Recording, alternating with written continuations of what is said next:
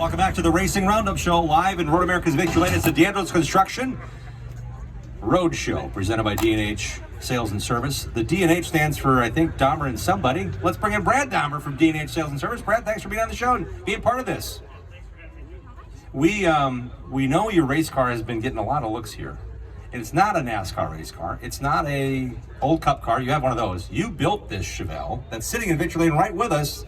Tell us about this cool car so people that are ogling it can brag about how much they know about it. It's a really nice vintage road racing car. Yeah, so it started out as a 2009 Gibbs chassis, which was wrecked pretty bad. So I put a rear clip on it, tire right front, and obviously scrapped the body from it, and then picked up a 71 Chevelle that was sitting on top of a school bus for 30 years up in Tigerton, Wisconsin, and the rest is history.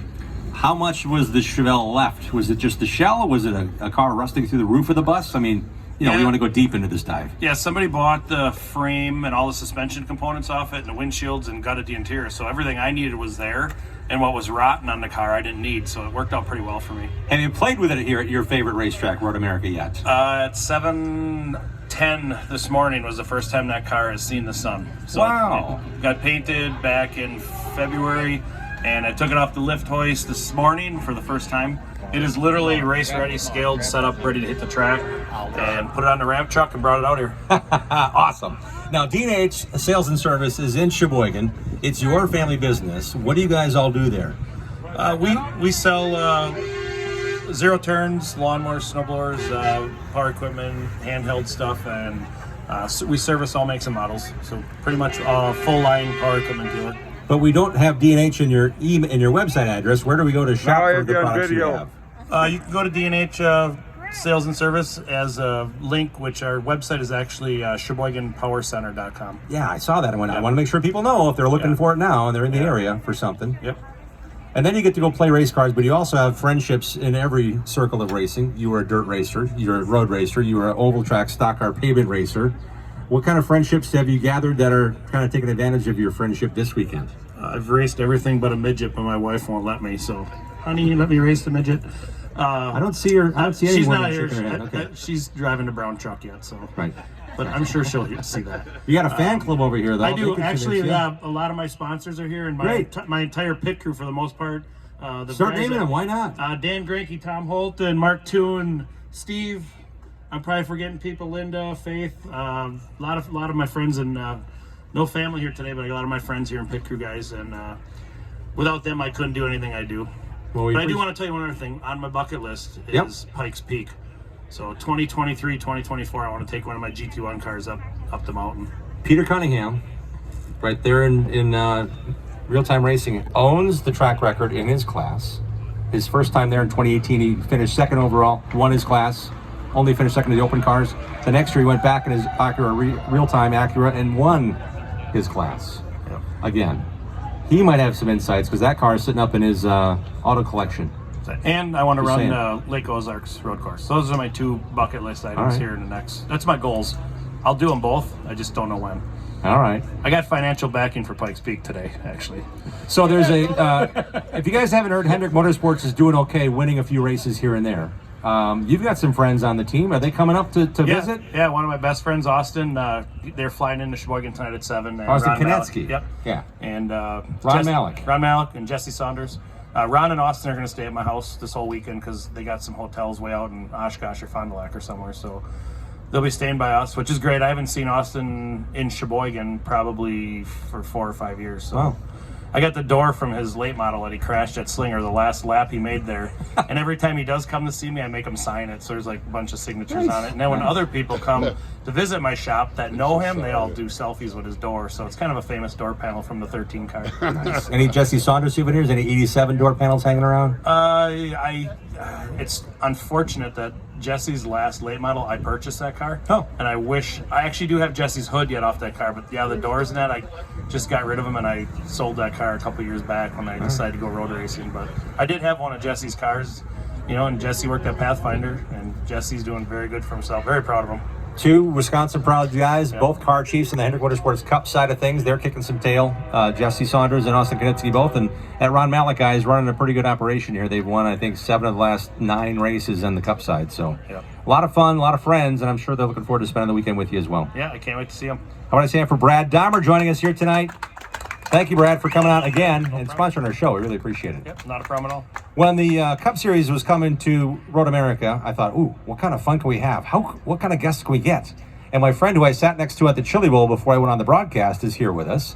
2-time USAC National Midget Champion, spotter now for Christopher Bell, our friend Stevie Reeves. Stevie, welcome back to the show. It's been about 25 years. It's been a long time. Last time I was on the Racing Roundup, we all had dark hair. And yeah, we had hair, and it was dark. Yeah, we still got the hair. It's just a lot grayer now. But it was early 90s. It's been a while. Racing for the Wilkie family at the highest level before you got an opportunity to run for Steve Lewis at the highest level in midget racing.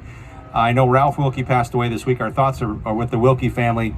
Man, what a story, what a history, what a family they have in all forms of racing. You, I'm sure, got to be around Ralph and his son Greg, who took great care of his dad until he passed. Yeah, you talk about a racing family. They were top of the list when you get there, no matter what it was. Like, they won the Indy 500 3 times. I drove their midget in 91. Won the Copper World in it. Won the Copper World, won Pepsi Nationals up here. Yeah. They built a Silver Crown car, won the first time out with it at DuQuoin. I think we won, there was like 12 races that year in the midget and 1 Silver Crown. And we didn't even run all the races that year. I just, just unbelievable, that family. It seems like everything they touch, from, Bob all the way down through to Chris. Everybody that touched cars with the Wilkie name made them fast. And, fortunately, I was there when they still had their Indy car and worked. AJ Watson was the crew chief over there, and got to spend time with all them and with Ralph. And I tell you what a family. And I couldn't have been there at a better time. I still to this day, and I talked to Ralph, to the boys this week about Ralph, and just what a family. They were instrumental in my career. They gave me my first big break that I had, and without them, I would probably never have went anywhere. Stevie Reeves joining us, very accomplished racer. He's spotted in the NASCAR Cup Series for Dale Earnhardt Jr. Won a championship as Jimmy Johnson, the spotter in one of his 7 championships. You've had a chance to work with Paul Menard for an extended amount of time. He's won some races. He's a Wisconsin guy. We won this one here the last time I was up here. Yes, sir. We won this race, yes. The Xfinity Series race. Yep. Christopher Bell, a different kind of creature, though. You guys have a lot in common from your background and your passion of dirt racing, and the successes he now continues to race on dirt, winning a Cup race at a road course of all places at Daytona. How much has that been fun working with him for the first time this year, correct? Yeah, well, I worked with him last year too. Okay. But yeah. What a talent Christopher Bell is. Him and my son are really good friends. That's where I met Christopher, and we actually met golfing, and they became really good friends, and was the best man in his wedding, my son's wedding, and I just got to working with Christopher, and a chance to spot for him last year, and I started spotting, and we get along really good because a lot of things he's going through now, I've been there, been through it, yeah, and can help him off the track as much as on the track. And we have a good relationship because we're friends, and I can talk to him one-on-one without hurting feelings or anything, and it helps him and me, and we have a really good relationship. And again, there's not too many people that because I might have to the use guy's your, name, might have Larson. to send me that. Kyle Larson. He can go run sprint cars and win, but the other one is Christopher Bell. Not many people can just say, hey, I'm going to go run the Outlaw race this weekend and go win. And is it a wing or not a wing show? I don't care. I want to go race. Not many people can do that. People run their whole lives and never win an Outlaw show. And these guys show up and win those. That just shows, when you said, you had the Andrettis and the Foyts and the Stewarts, and they're right there, because to be that talented, to step away and go do it, is incredible. And Christopher fortunately got to go back and run a couple Pennsylvania races this week and ran top 5 in both. That was the first time since the Chili Bowl, because he was going for the lead with Larson, and unfortunately in front of millions of people on TV, the coach saw him turn over. Oh, is that why I got a little timeout? They got a lot invested in him, and they don't want him getting hurt. But now that they're running, he's explaining that all helps him, and that background does help him. The more racing he's doing, the sharper he is, and fortunately they're letting him do some more of that now, and that's I think that's really going to help all around for all of us. We're not in the fast lane in Wisconsin going 56 miles an hour. We're actually in the middle of the Road America Victory Lane, and those honking horns. The NASCAR Cup haulers are coming in grand fashion up the hill and parking in the garage. It's a great parade of its own, and that's where you hear the honking and the fans reacting here at Road America. We're in Victory Lane, hang out with Stevie Reeves. One more question. It's about you being a radio podcast guy now. Part-time. You actually got a chance to work with a couple of guys and interviewing as a third interviewer, Kevin Olson. Yes. You got together with those guys for like round 2 of that recently. Where can we listen to you talking to KO on a podcast? Yeah, well, all started back with Rip the Fence. It got to where everybody from the old Thunder days that I ran against, they didn't know him, so I brought him in, and it was Kevin Olson and Sleepy Trip and Jimmy Sills, and I actually did Terry Linger. I thought that was really interesting to see how the whole Thunder deal went together. Yeah. People that they didn't really know, that's who I brought on, and we had good times with it. Well, now they're all over at Flow Racing, and they said, we need to bring you back on and do some more of this. Well, of course, we need to bring Kevin back, because he's anybody that doesn't know Kevin Olson needs to go to Flow and really watch this, because it is very entertaining. It's for somebody that was such a talented racer. I mean, he's 70 years old now. Just turned 71, he said. Yeah, he actually said 81 that he 79 or something. Yeah.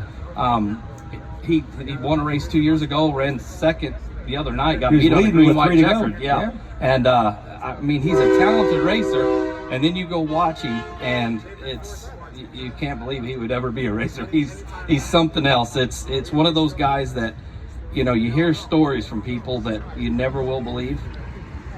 He's one of those guys. You don't believe the stories, but I was around for a lot of them, and he's got a book, and there's pictures from a bunch of them, and he's the craziest guy I've ever met. And I've been traveling and racing since I was 7 years old, and that's a long time now. Yeah. And I've met a lot of people, a lot of crazy people. I've never met anybody that's even close to Kevin Olson. And greatest guy in the world, but you just got to listen to him and put in perspective what you're about to see. So it's a podcast. What's the name of the podcast again on Flow? Well, it's on Flow, but you can actually So go to flowracing.com. go to flowracing.com, and if you subscribe, you can watch it. I think you might be able to Google it. I think it's through USAC and stuff is watching some now too.